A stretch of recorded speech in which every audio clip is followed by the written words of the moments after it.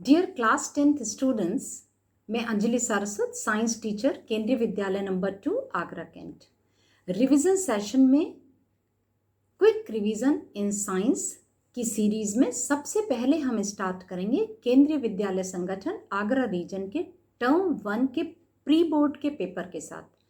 क्योंकि single video काफ़ी लंबा हो जाएगा, इसलिए मैंने इसको 4 पार्ट्स में डिवाइड कर दिया है। फर्स्ट डे आपको पार्ट 1 और पार्ट 2 अवेलेबल होगा एंड नेक्स्ट डे आपको पार्ट 3 एंड पार्ट 4। आपको लाइफ में कैसे फोकस्ड रहना है, कैसे अपनी स्टडीज़ पर फोकस बनाना है, इसके लिए एक बहुत ही वैल्यूएबल वीडियो इस प्लेटफॉर्म पर अवेलेबल है and it is given by our honourable principal sir Shri Sudhakaran PV. आप इस वीडियो को बच्चों ज़रूर देखें, आपको बहुत मदद करने वाला है। कमेंट सेक्शन में आप मुझे ज़रूर बताएं कि रिवीजन सेशन के वीडियोस आपके लिए कितने हेल्पफुल हैं। साथ ही अपनी रिक्वायरमेंट भी मुझे दें कि आप चैप्टर वाइज रिवीजन चाहते हैं या पेपर्स के सॉल्यूशंस के साथ। So children, let's start our series of science revision before final board exam.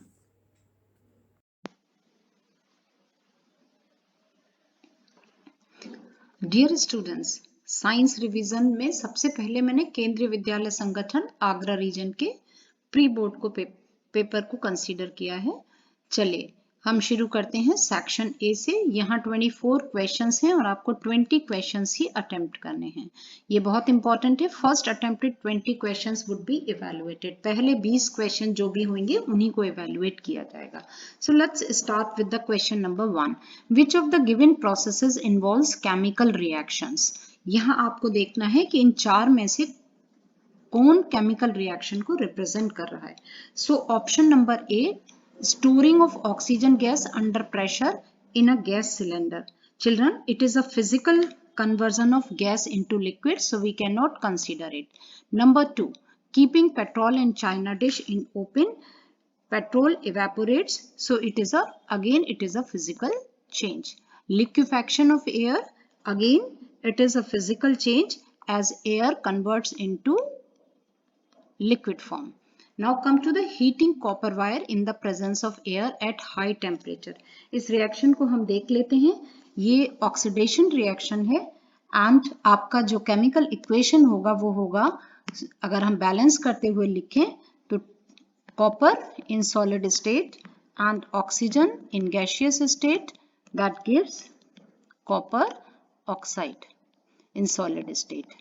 So there is a change, a chemical change, so it is your correct answer. Question number 2, which among the following reaction is in accordance to the law of conservation of mass? What is law of conservation mass? That the mass cannot be created nor be destroyed. तो इसके लिए condition है कि आपके reactant का mass should be equal to the mass of the products. तो और उसके लिए जरूरी है कि जो हमारा इक्वेशन हो वो बैलेंस्ड केमिकल इक्वेशन हो।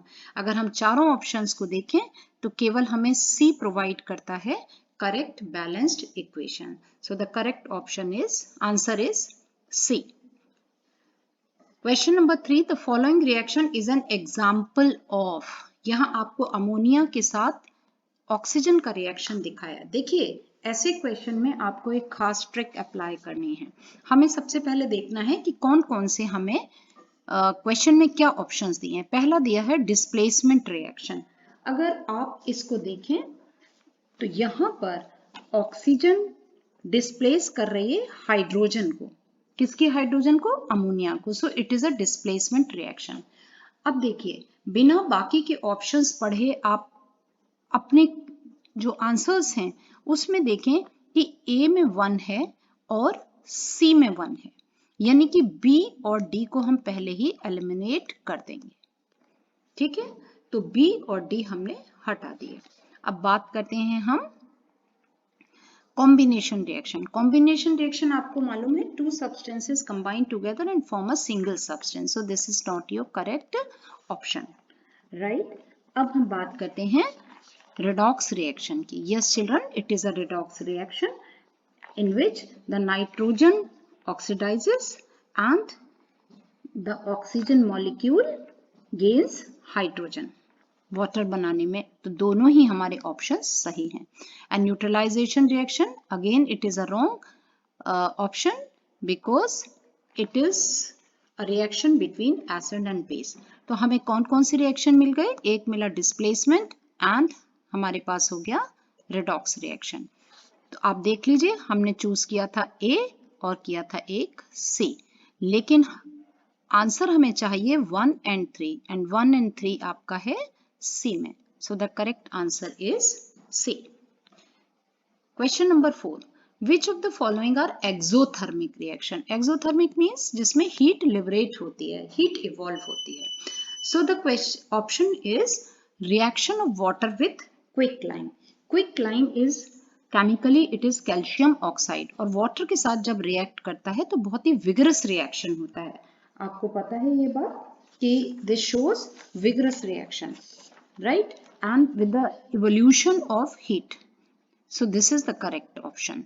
Now come to the dilution of an acid. Dilution means acid को क्या करना है? हमें डाइल्यूट करना है, कंसंट्रेशन को कम करना है। जब एसिड में पानी मिलाएंगे तो क्या होगा? It is again an exothermic reaction, बहुत सारा हीट इवॉल्व होगा। इसीलिए आपको सजेस्ट किया जाता है to make diluted solution of acid और add acid drop by drop in water, not water in acid. So both are correct. Come to the evaporation of water. Evaporation exothermic नहीं है, heat absorb होती है and तब energies gain करते हैं particles और evaporate होते हैं। सब्लिमेशन का यहाँ कोई लेना देना नहीं है, तो हमें केवल 1 और 2। अब हम फिर से देख लेते हैं, हमें ऑप्शन ए में भी 1 है और ऑप्शन सी में भी 1 है, यानी बी और डी को हम एलिमिनेट करते हैं। ए दोनों में है लेकिन 2 केवल ए में है। So the correct option is a. Is it clear? Next, question number 5, which of the following statements about the given reaction are correct? देखिए, बहुत ही इंपॉर्टेंट क्वेश्चन है। यहाँ हम फिर से हमें कई सारे ऑप्शंस के साथ आंसर को चूज करना है। ऑप्शन है iron metal is getting oxidise. Oxidise कौन होगा? जिसको ऑक्सीजन मिलेगा। तो देखिए, iron reacts with oxygen and form iron oxide. So iron metal is getting oxidized. Second question देखते हैं, water is getting reduced. आप देखो, water में से ऑक्सीजन निकल रही है, ऑक्सीजन प्रोवाइडर है, इसका मतलब ये अपने आप में क्या हो रहा है? इसका रिडक्शन हो रहा है, ये water is getting reduced. Third देखते हैं, water is acting and reducing agent. Water तो क्या कर रहा है? ऑक्सीडाइज कर रहा है, ऑक्सीडेशन प्रोवाइड कर रहा है, so it is not a reducing agent. This option is wrong. Another option is water is acting as oxidising agent. It is a oxygen provider, so it is oxidising agent. अब हमारे पास options हैं choose करने के लिए A B C D. तो जिस option में हमको 1, 2 एंड 4 तीनों ही मिल रहे हैं, उसको हम अपना आंसर सेलेक्ट करेंगे। So C is the correct option, 1, 2 and 4। Come to the question number 6, an element X on exposure to moist air turns reddish brown and a new compound Y is formed. The substance X and Y are. पहले आपको थोड़ा सा clue समझा दूं मैं। जैसे ही reddish brown आता है तो बच्चों, रेडिश ब्राउन यूजुअली हम किसके लिए? आयरन ऑक्साइड के लिए यूज करते हैं। तो देखो, और कंडीशन दे रहे हैं मॉइस्ट एयर, तो दोनों ही आपको यहाँ क्वेश्चन में हिंट दे दिया। आपको किसी भी क्वेश्चन से हिंट या क्लू पकड़ना है, तो यहाँ हिंट क्या है? मॉइस्ट एयर है और रेडिश ब्राउन हो रहा है आपका एक एलिमेंट X। तो कौन सा एलिमेंट हो सकता है? अगर आप सारे ऑप्शंस देखें तो सभी में आपको मेटल्स दिए हैं, iron, silver, copper and aluminium. तो कौन सा मेटल होगा जो रेडिश ब्राउन हो जाएगा? ऑब्वियसली आयरन होगा, और आयरन से कंपाउंड रेडिश ब्राउन बनता है आपका आयरन ऑक्साइड, जिसे आप रस्ट कहते हैं। ठीक है, next question, which of the following gases can be used for storage of fresh sample of oil for a longer period. ये जो आपका क्वेश्चन है ये किससे रिलेटेड है? It is related to rancidity, that means oxidation of fats and oils, right. तो यहां हम यूज करते हैं इनर्ट गैसेस। ऑप्शन देख लेते हैं। ऑप्शन ए कार्बन डाइऑक्साइड और ऑक्सीजन दोनों ही इनर्ट नहीं है, कैंसिल कर देते हैं। नाइट्रोजन और ऑक्सीजन, नाइट्रोजन इनर्ट है लेकिन ऑक्सीजन नहीं है। Option C carbon dioxide helium, helium inert gas है बट कार्बन डाइऑक्साइड नहीं है, तो ये भी दोनों ऑप्शन हमारे कैंसिल हो जाते हैं। ऑप्शन डी इज हीलियम और nitrogen, both are inert gases and the correct option is D.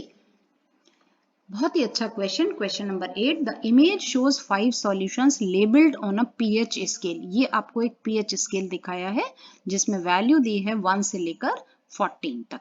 A B C D E ये सैंपल्स हैं। आपको चूज करना है इसमें से कि कौन सा ऑप्शन करेक्टली रिप्रेजेंट कर रहा है फिगर के अकॉर्डिंग। ऑप्शन ए लेते हैं हम, स्ट्रॉन्गेस्ट एसिड। अब आपको पहले आंसर्स देखने से पहले ही ये मेमोराइज कर लेना है कि 7 जो हमारा पीएच है वो क्या है? नॉर्मल पीएच है, ठीक है। और नॉर्मल से जब हम लेफ्ट की ओर मूव करते हैं तो हम शो करते हैं, पीएच पेपर शो करता है एसिडिक नेचर, और जब हम नॉर्मल से राइट की ओर मूव करते हैं तो ये शो करता है बेसिक नेचर, ठीक है। तो अगर अभी सारा कुछ हम ना भी देखें तो जितना एक्सट्रीम लेफ्ट पर होगा वो क्या होगा? स्ट्रॉन्ग एसिड होगा। तो ये हमारा स्ट्रॉन्ग एसिड यहाँ मैच कर रहा है, स्ट्रॉन्ग एसिड होगा हमारा ए। तो अब हम सारे में ढूंढ सकते हैं कि स्ट्रॉन्ग एसिड किस में है।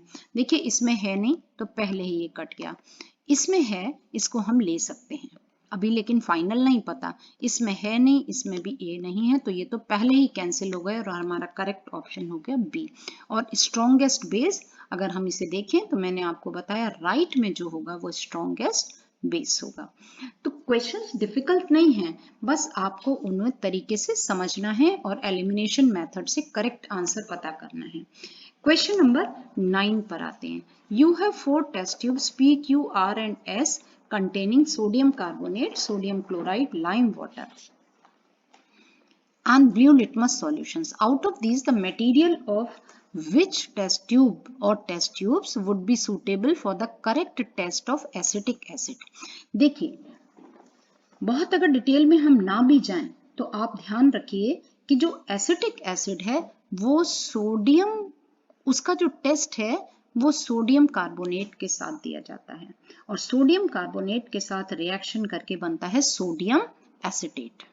अगर आप चाहें तो मैं इसका रिएक्शन भी आपको समझा सकती हूँ। Acetic acid plus sodium carbonate gives sodium acetate. Sodium acetate means CH3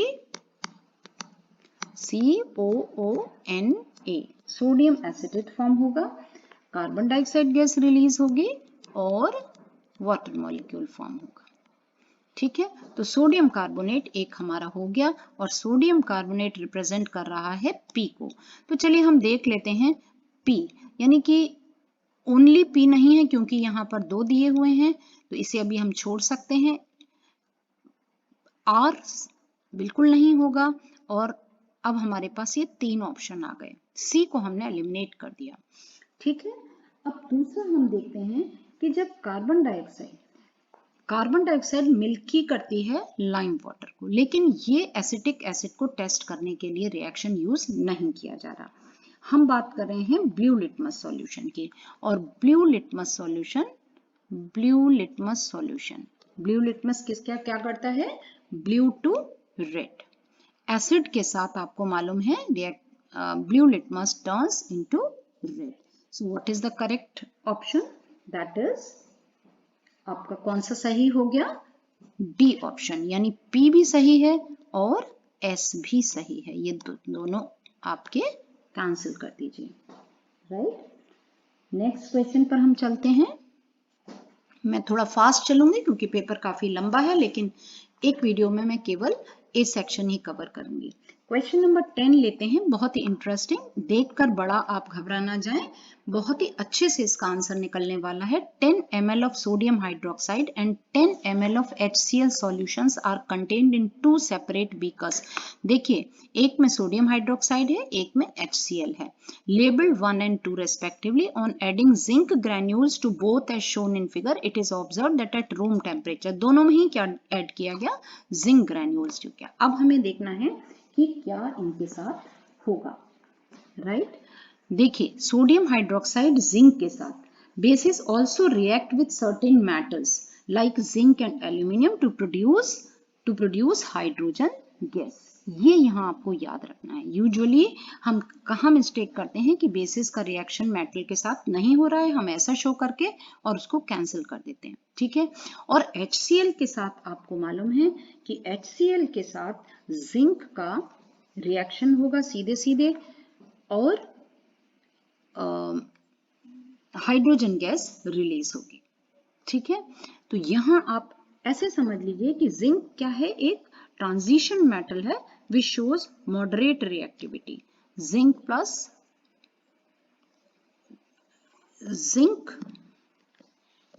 plus sodium hydroxide that gives Zn Na2ZnO 2 plus H2, ठीक है, ये Zn है, Zn। हाइड्रोजन HCl के साथ मेटल का रिएक्शन तो आपको पता ही है, हाइड्रोजन गैस रिलीज हो रही है। तो यहाँ हमारे पास ऑप्शन है A, no gas is evolved in either of the, तो ये तो गलत है ही। Gas is evolved in beaker 1 but not in beaker 2, ये भी बिल्कुल गलत है क्योंकि बीकर 2 का तो आपको पता ही है कि गैस इवॉल्व होगी। Gas is evolve vigorously in beaker 2 and very slowly in beaker 1। This is your correct answer, because मैंने आपको दिखाया कि सोडियम हाइड्रोक्साइड के साथ भी हाइड्रोजन गैस रिलीज होगी। तो डी के साथ आप ना जाएं, gas is evolve vigorously in beaker but not in beaker 1। Question number 11, a student set up an experiment to study the role of enzymes in digestion of food। बहुत ही अच्छा question. यहाँ आपको मेमोराइज करना है कि जो एग है वो क्या है, प्रोटीन है। एग वाइट क्या है, इट इज अ प्रोटीन, ठीक है, इट इज अ प्रोटीन। और प्रोटीन को एक्टिवेट करने के लिए हमें क्या चाहिए, पैप्सिन तो है ही। प्रोटीन के डाइजेशन के लिए पेप्सिन रिक्वायर्ड है, लेकिन पेप्सिन को एक्टिवेट करने के लिए HCl रिक्वायर्ड है, ठीक है।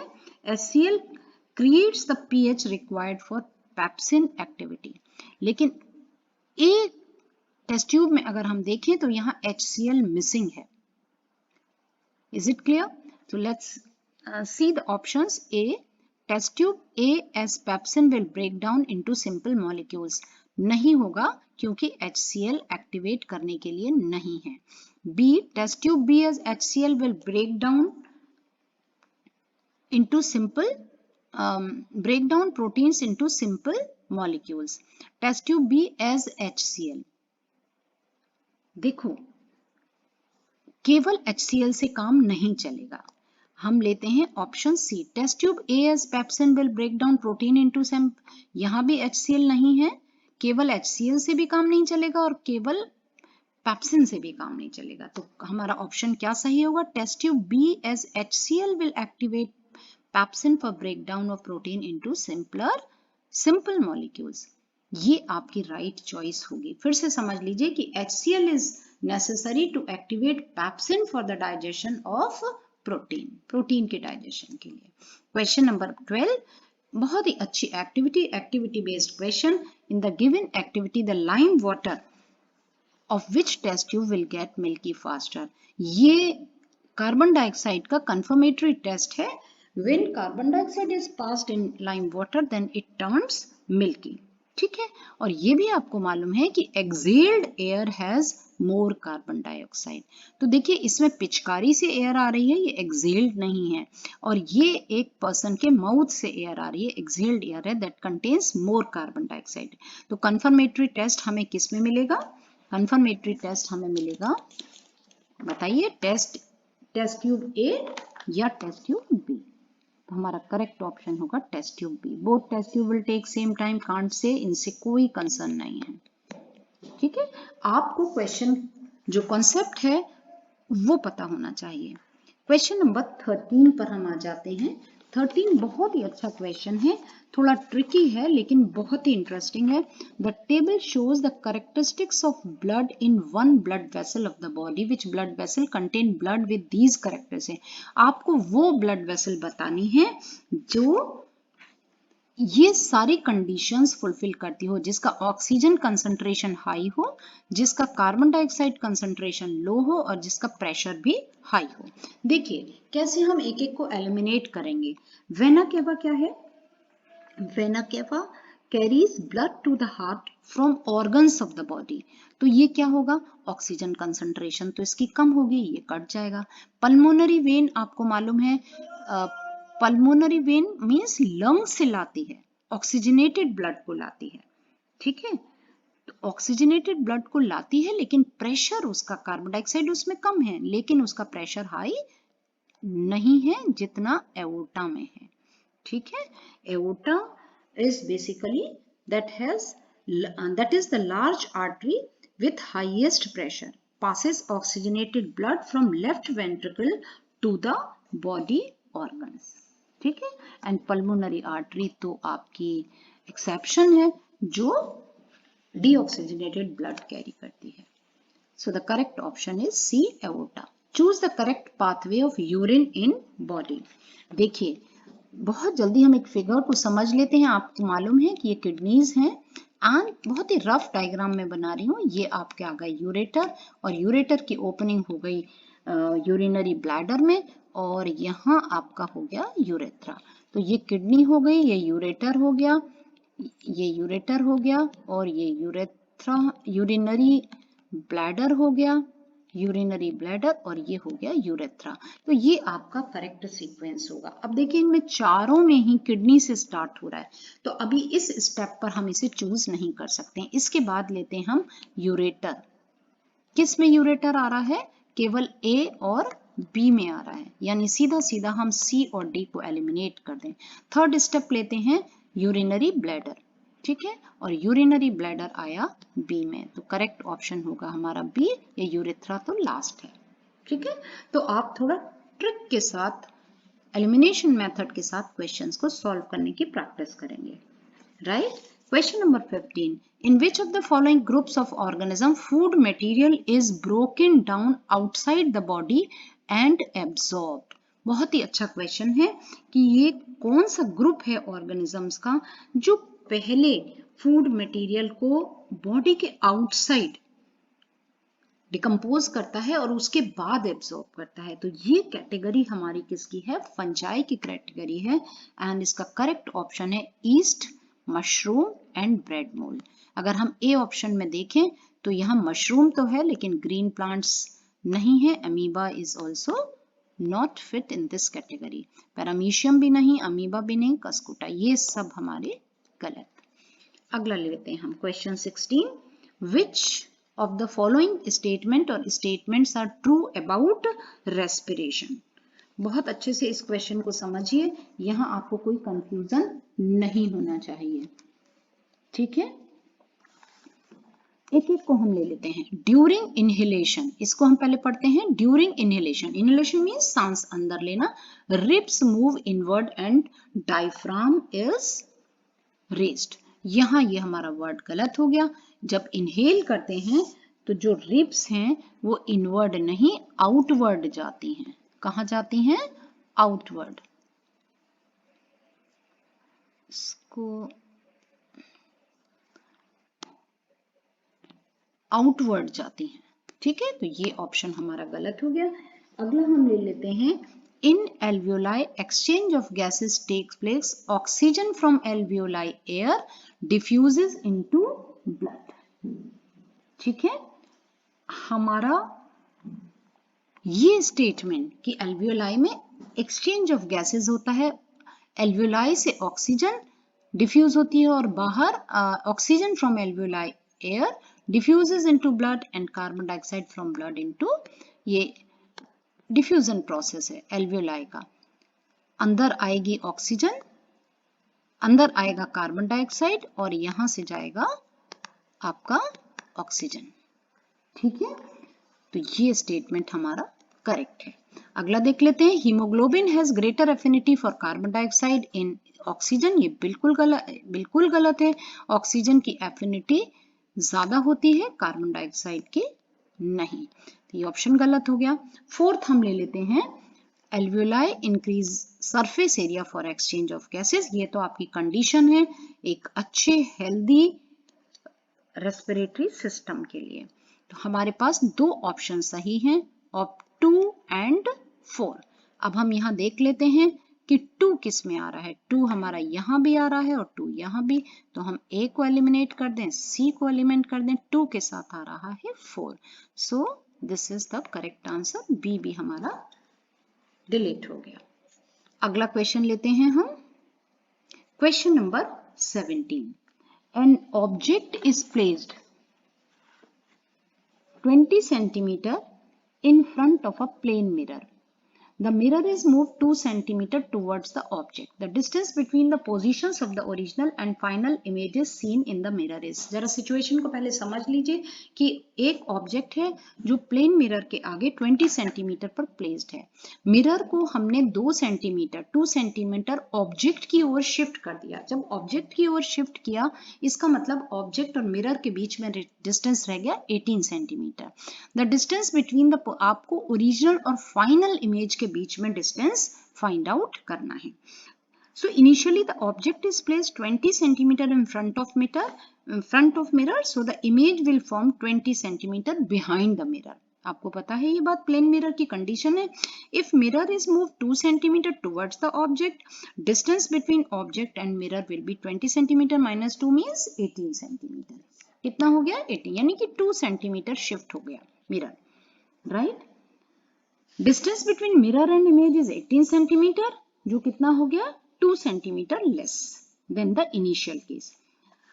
Since the mirror has also moved 2 centimeter away from the position of the original image, so the total distance between the positions of the original and final image is 2 plus 2 centimeter, that is 4 centimeter, and the correct answer is B.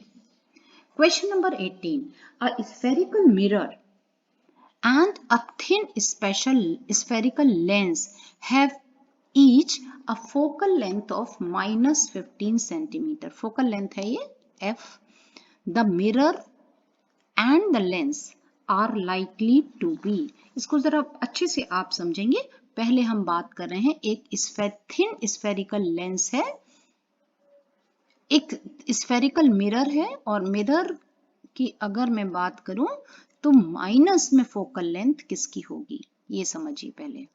Minus में focal length होती है concave mirror की। किसकी होती है minus में? आपने sign convention पढ़ा है। इंसिडेंट रे के ऑपोजिट जितनी भी मेजरमेंट्स होते हैं वो किस डायरेक्शन में होते हैं? नेगेटिव। और कॉनकेव मिरर में एक सिचुएशन को छोड़कर, एक ऑब्जेक्ट की एक पोजीशन को छोड़कर सारी रियल और इन्वर्टेड इमेज बनती है। ठीक है, तो ये पोजीशन हो गई आपकी F लेफ्ट साइड में, इसलिए ये भी हो गया नेगेटिव। आप एनसीईआरटी के फिगर नंबर 10.7 को देख सकते हैं, राइट। अब बात करते हैं हम स्फेरिकल लेंस। स्फेरिकल लेंस में अगर मैं ड्रॉ करूं कॉनकेव लेंस, ठीक है, तो यहां आपकी जो इमेज है, इंसिडेंट रे है, ये क्या हो जाती है? डाइवर्ज हो जाती है, और इसे जब हम बैक करते हैं तो it appears to move at a point on principal axis, and this is focus. Again it is on the left hand side, so this is also negative. तो हमारा कॉनकेव मिरर और कॉनकेव लेंस दोनों ही क्या होंगे? Negative होंगे।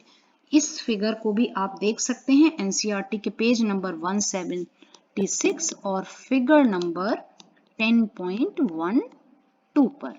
तो हमारा correct option क्या होगा? Both concave. Next question. The speed of light in a transparent medium is 0.6 times that of its speed in vacuum. The refractive index of medium.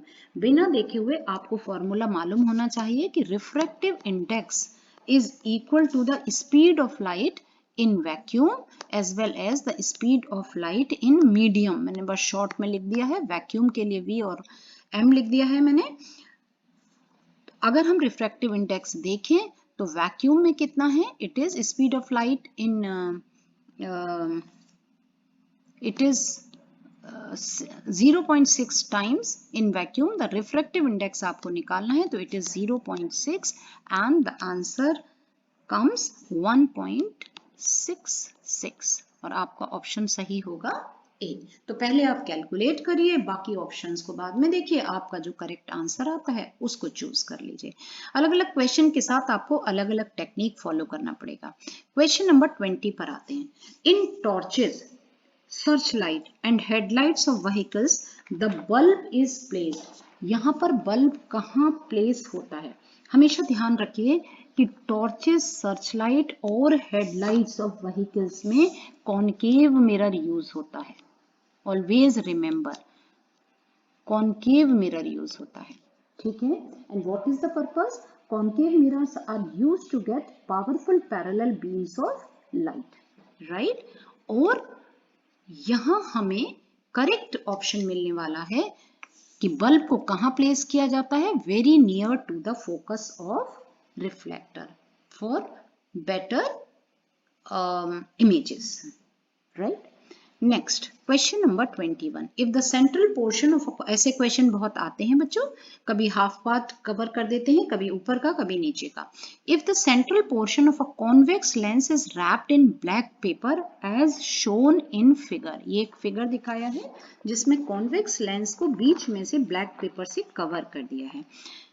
हमें ऑप्शन पूछे हैं, no image will be form by the remaining portion of the lens. क्या ये cover होने की वजह से जो बचा हुआ पार्ट है, यानी ये जो अनकवर्ड एरिया है, यहाँ से इमेज फॉर्म नहीं होगी।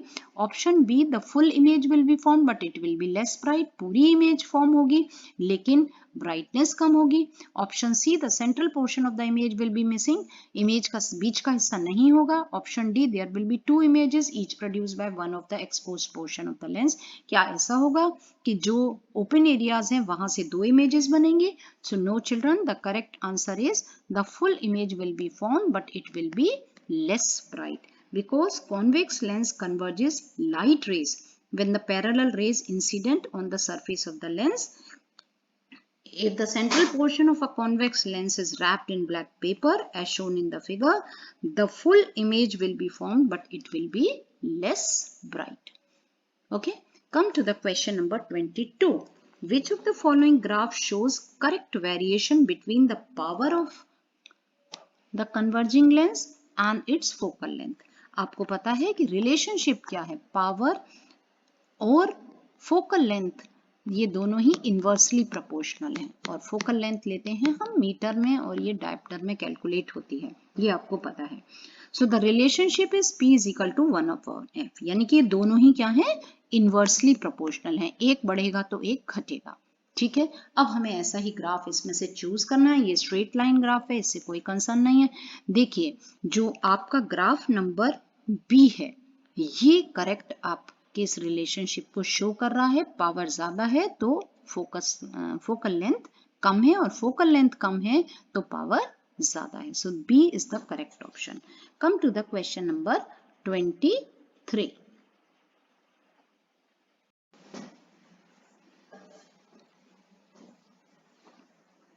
Question 23.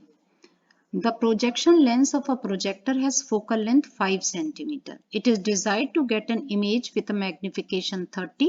The distance of the screen from the lens must be. चलिए समझते हैं कि प्रोजेक्टर में जो लेंस यूज होता है वो होता है कॉन्वेक्स लेंस, हमेशा याद रखना है आपको। और कॉन्वेक्स लेंस में आपका जो फोकल लेंथ होती है वो राइट साइड में होती, फोकल इमेज यहाँ बनती है, ठीक है, रियल इमेज बनती है। तो आपका जो गिवन वैल्यूज हमारी क्या है, फोकल लेंथ हमें दिया हुआ है, it is 5 centimetre, right, with a magnification of 30। Real image के लिए मैग्निफिकेशन होता है माइनस, तो तो it is -30, right. Now formula for magnification is, अब हमें निकालना क्या है, डिस्टेंस ऑफ द स्क्रीन। हमें निकालना क्या है, हमें पता करना है कि स्क्रीन का डिस्टेंस कितना है, यानी कि हमें v की वैल्यू पता करनी है। लेकिन v की वैल्यू के लिए हमें पहले u पता करना पड़ेगा, है ना, कि कैसे हम u निकालेंगे। तो मैग्निफिकेशन का अगर हम फॉर्मूला देखें तो magnification is equal to v upon u, ये मैग्निफिकेशन का फॉर्मूला है।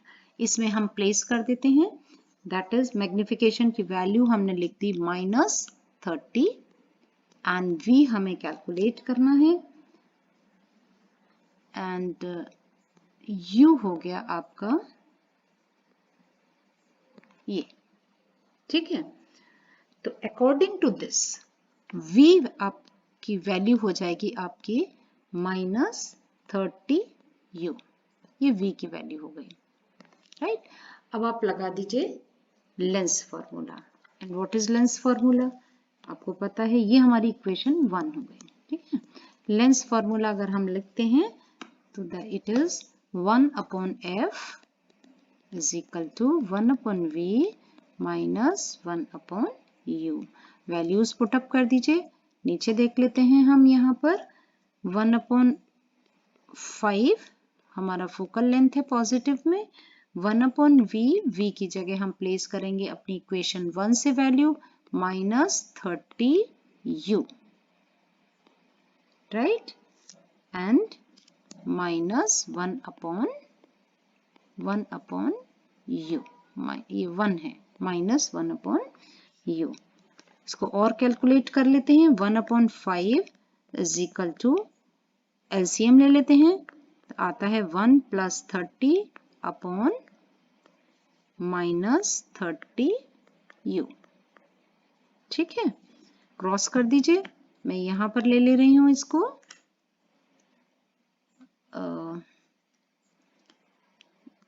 यहां आपको आगे समझा देती हूं, दोनों को क्रॉस कर दीजिए तो -30u is equal two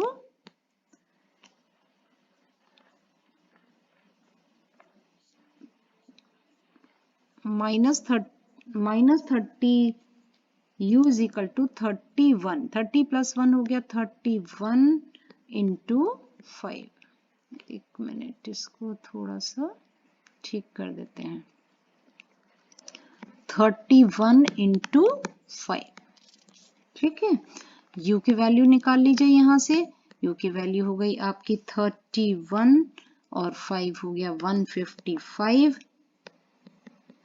upon -30 and it comes -31 upon 6, -31 upon 6 centimetre, ठीक है। मैं इस पेज को यूज कर लेती हूँ, बाद में यहाँ से हटा देंगे। इनिशियली जब हमने निकाला था v, तो v की हमारी वैल्यू क्या आई थी, v is equal to -30u। इसी को वापस इंप्लीमेंट कर देते हैं हम यहाँ पर, v is equal to -30u।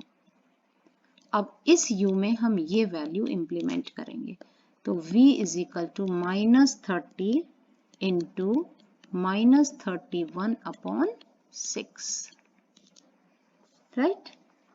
Cancel कर दीजिए, 6 5 30, आपका वैल्यू आ जाएगी,